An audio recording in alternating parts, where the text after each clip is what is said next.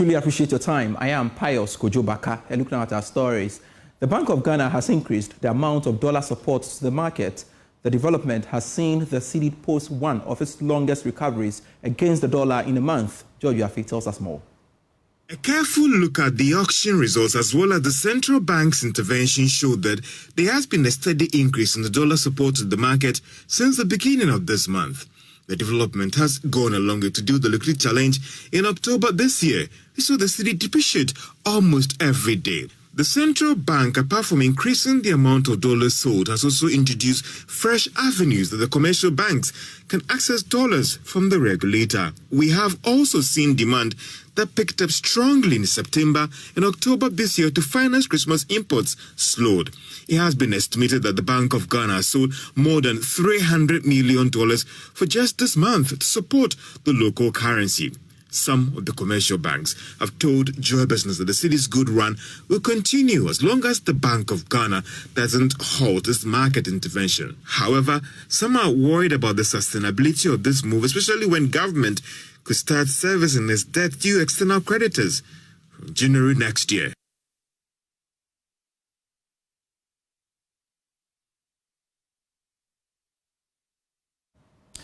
George Yafi out of that report, and we want to elevate that conversation further. Joining us via Zoom to do that is the CEO of Dalex Finance, Joe Jackson. Thanks so much, Mr. Jackson, for joining the discussion here on Business Live. Already, some observers have raised concerns that the recovery of the Cedi that is being witnessed now is as a result of BoG's intervention from its buffers. But the question here is that, do you agree with the view that the constant support of the Bank of Ghana in supplying dollars at this time is not sustainable? Do you think so? So now you got to put this thing in context. If the BoG, the Bank of Ghana, believes that this is a short-term blip, maybe due to short-term increased demand for Christmas goods, and wants to prop up the market and halt the slide of the Cedi, then obviously, and they are right, then obviously the intervention will slow down after Christmas. Now, this is a more long-term slide. Then we can talk about it not being sustainable. So the real question is this slide that we've seen in the last few weeks, is it a short-term blip or a more long-term effect? At this moment, it's hard to tell. And I would say that there are some competent economists in the ministry in the Bank of Ghana. They think it is short-term. That's why they are prepared to prop it up. Let's see what happens. I appreciate the argument that this is not a short-term blip and that it could be long-term. I don't think there's enough evidence one way or the other for us to conclude. So at this moment, I'm adopting a wait-and-see attitude. Well, the argument on the right is going to be short-term. The argument on the left, it's not. At this moment, nobody has given us evidence to either swear this way or swear that way. So we watch. All right. And the argument still lingers on by saying that, look, the Bank of Ghana should allow forces of demand and supply to determine the real exchange we are seeing. The issue is that if the Bank of Ghana runs a targeted regime, and so from the intervention, we suspect that the target was for it not to go above 17. Now, interventions are done everywhere in the world. The thing is that if it's not short-term, then you intervene at your peril and you may not be able to sustain the effort. If it is short-term, this will work out fine. In any case, through the Gold for Reserves program, the central bank has built up over 3.75 months of reserves. So I suppose we have to allow them to be able to use that to stop the slide of the Cedi if it is short term. Again, here we are talking a lot of ifs and buts, and nobody has real data to show for it. But let's give the central bank credit. Gold for reserves has resulted in an increase in reserves. And if they want to spend some of it shoring up the value of the Cedi, nobody can begrudge the Bank of Ghana. So realistically, Mr. Jackson, how will this intervention in the short term, as you put it, impact on business community, basically? Well, the business community, we should be jumping up and down, right? I like what is happening. Whether it's sustainable or not is a completely different argument. But at this moment, I like what is happening. I like that the Cedi is appreciating in value. And I'm hoping that it will start, if it keeps this way, to start to have an effect on other bits and pieces like inflation, and the price of fuel, and all the other things that go with it. It also means that the slide of investors who want to store their money in dollars will halt a bit.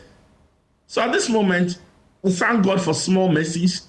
I say, if the central bank has enough reserves to support it in the short term, that's okay. If it's a long-term slide, then at some point it's going to stop. All right. Over the period, but you have to take the small mercies as they come. Okay. So over the period, we've seen the Cedi depreciate in the first quarter of every new year. Do you think that the situation could recur early next year? Oh, there are definite challenges. Listen, the collapse of the cocoa crop to up to 30% of its previous values is going to be a stressor. The resumption of, what do you call it? The debt service payments is going to be a stressor. It's going to be one of the risks you're facing. Okay. The farming up north, which means that food inflation will still be increasing, will stress the Cedi. And so, listen, whoever is in power come January 2025 is going to see the Cedi under pressure. And we hope they have the reserves and the resilience to hold the Cedi. I see. Thank you so much, Joe Jackson, the CEO of Delex Finance, speaking to us here on Business Life. We shall follow up on that and, of course, keep you updated subsequently. But I want to stay a while longer at the central bank because they are incorporating a business model analysis in its regulatory framework to enable its supervisors detect vulnerabilities and risks that may affect the sustainability and soundness of banks. Here's a report. In light of recent global financial uncertainties and Ghana's economic recovery journey, the Chartered Institute of Bankers has organized its 28th National Banking and Ethics Conference, bringing together key stakeholders in the financial sector to discuss emerging issues in the banking industry amid ongoing sector reforms and shifting global economic dynamics. Speaking at the event, President of the Chartered Institute of Bankers, Benjamin Amenume, highlighted some challenges hampering the soundness and robustness of banks. One critical risk confronting us is credit risk, which remains a significant concern due to the rising level of non-performing loans. Persistent economic pressures have strained businesses and households, impacting their ability to service loans. As we all know, NPLs is in key sectors like construction, energy, and agriculture continue to grow, threatening bank balance sheets and eroding profitability. Delivering the keynote address, Governor of the Bank of Ghana, Dr. Ernest Addison, disclosed that the central bank will soon introduce a business model analysis as part of its regulatory framework to detect vulnerabilities and risks of banks. The bank is incorporating business model analysis as a key component of its supervisory frameworks to enable supervisors identify bank vulnerabilities at an early stage and help to ensure their safety and soundness. We have recently issued an exposure draft of our methodology for assessing the viability of bank business model to the industry, which we will soon finalize for adoption. Business model analysis has the potential to enhance bank supervision and make it more effective, proactive, and forward-looking. On his part, President of the Ghana Association of Banks, who is also the Managing Director of GCB Bank PLC, Kofi Adomako, pledged the association's commitment to ensure ethics and standards are strengthened in the banking sector. We will continue to champion the national financial inclusion agenda, providing relevant financial services to Ghanaians in every city and town through our extensive branch network, complemented by robust, modern, and reliable digital channels. We also remain committed to being a pillar of stability, resilience, and innovation within the banking sector. Meanwhile, CEO of the Chartered Institute of Bankers, Robert Jato, says the institute has redesigned the chartered banker qualifications for professionals to enhance ethics and standards. We have redesigned the chartered banker qualification to make it relevant and more fit, addressing the core skills that bankers will need today, whether it's in AI or digital or sustainability, but also make sure that they are fit for tomorrow. And so that's one program, the new ACIB curriculum. The 28th National Banking and Ethics Conference was under the theme, Resilience in the Financial System, Navigating Horizon Risk. For Joy Business, Pius Kujubaka.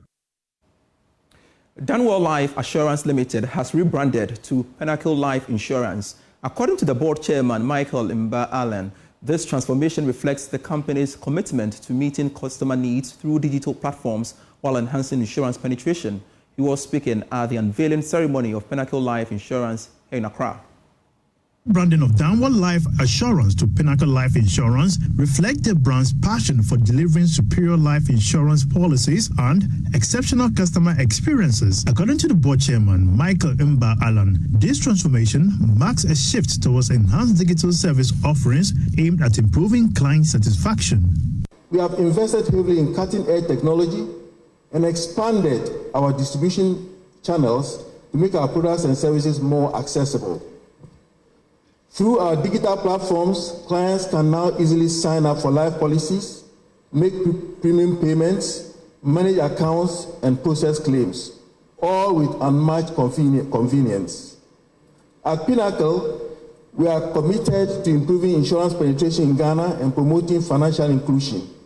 We aim to bring security, peace of mind, and prosperity right to the fingertips of every Ghanaian. Eric Atobotre, Managing Director of Pinnacle Life Insurance, shares insights on the rebranding strategy. In terms of our innovations, we are providing unique products that will respond to the direct needs of our customers and clients. So we are actually invested in our product development teams and who are coming up with fresh products that we will introduce on the market.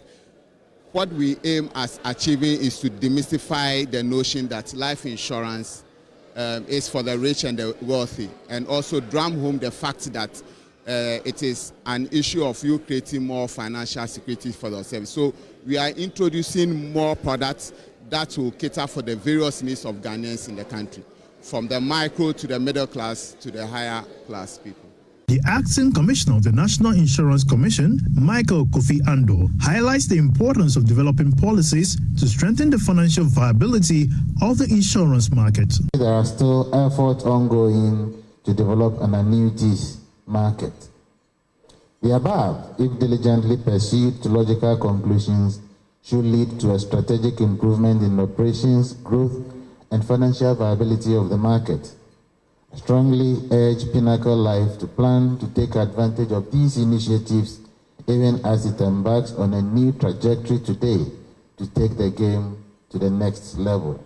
Operating as a fully fledged life insurance company since 2008, Pinnacle Life Insurance has built a reputation for excellence, reliability, and fostering genuine relationships with its clients.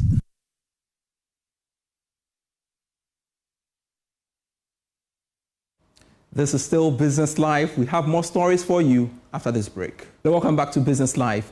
The Public Interest and Accountability Committee, PIAC, is questioning the government's motive not to disburse any of the accrued petroleum revenue for industrialization in the first half of the year. The 2024 semi-annual report of the committee revealed that government failed to make any allotment to boost industrial growth despite being cited as a priority area. Emmanuel Bright-Kweku reports. Any bono any ahafo a middle belt for mineral deposit, which is Kumasi and Bono are in the middle belt with deposits of gold, bauxite and other minerals. We plead with the government that though it has injected funds into the slow progress of the Bankra Inland Port, PIAC through the GNPC can help to ensure government provide more funds for it. It could create more jobs for the youth. Through industrialization, na etumia boama emebundu do na so enya ejuma ye de ahwe won abusuafo. A citizen voicing concerns over the slow progress of the Bankra Inland Ports cited in the Jesu municipality at a forum by the Public Interest and Accountability Committee. His concern reflects an observation of PIAC on the government not disbursing the petroleum revenue to industrialize the economy. The 2024 semi-annual report by the committee indicated the government's waning commitment to industrialization, with revenue allocation dwindling since 2020. A total of 31.8 million cedis, representing 1.15% of the total annual budget funding amount, was allocated to industrialization in 2020. The amount declined to 16.26 million in 2021 and went further to 9.28 million cedis in 2022 and eventually plummeted to 5.81 million cedis in 2023. Despite the government budgeting a total of 8 billion cedis of the ABFA for key priority areas for the first half of 2024, no budgetary allocation was made to industrialization. Richard Elima is a technical advisor on PIAC. Government has not spent anything on the industrialization priority area. And that is curious because if industrialization is a key priority, one of the 4 priority areas selected by the government, we expect government to actualize its own priority by channeling resources to the industrialization sector. But within that period where we did the report, that is from January to June, no penny has been spent on industrialization. Mr. Elima wants the government to pay critical attention to the sector, which essentially drives economic growth. I don't think having an additional layer of funding from petroleum revenues will hurt anybody. It will rather go to strengthen government's own resolve at making the industrialization agenda a reality. So yes, even if the sector is receiving other sources of funding apart from petroleum revenue, we still insist that government should actualize its own desire to ensure the industrialization policy works by channeling more of the revenues into the industrial sector so that every Ghanaian will have the benefit of having industries all over the country, creation of jobs, local economies will boom, the government itself will also get revenue, and then generally the economy will be in a very good shape. The PIAC met traditional leaders, religious leaders, civil society groups, and the public to deliberate on the findings from the 2024 semi-annual report. For Joy News, my name is Emmanuel Bright-Kweku. Minister for Communications and Digitalization, Ursula Wusu-Akufo, has launched 3 rural telephony and digital inclusion projects in the Cedi East District of the Ashanti region. The initiative is, of course, in the communities of Fiduase, Ahaman, Bunya, and Enum, aim to enhance connectivity and ensure their residents have better access to digital resources. There is more in this report filed by David Opoku. The government has taken a proactive step by securing a loan facility of 150 million euros to enhance connectivity throughout the country. This initiative has seen participation from all telecommunication companies in Ghana, demonstrating a collaborative effort to improve access to communication services nationwide. Minister for Communication and Digitalization encouraged residents of Cedi East and surrounding areas to take full advantage of the network availability, leveraging it for business opportunities and embracing digitalization through education and various platforms. Eslo Usuekufo noted that the NPP government has the goal of expanding the project nationwide. This is where they're saying that no network, no vote. So it's not just water and electricity that are utilities. Connectivity is also a utility. The whole world is going digital. Without connectivity, you cannot engage with the digital transformation that's taking place across our country. And there's so much that we're doing online, on our devices, that if we cannot extend connectivity to all unconnected places, then we are doing them a great disservice. So Nana Kufuor took it upon himself to take a loan facility of 115 million euros to extend connectivity. We build the infrastructure, and all the network operators utilize it to deliver their services to their subscribers. This is a shared network, and it is on this model that we model the 5G, because we've been doing this since 2020 and it is working. And so if we can do this for the rural telephony, we know we can do it for 5G as well. So we have also mandated national roaming. It doesn't matter which network you're on.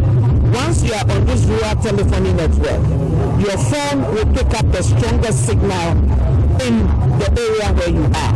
So you may be a Telecel subscriber, but when you're on the Alcom network, your phone you'll be roaming maybe on AT or MTA.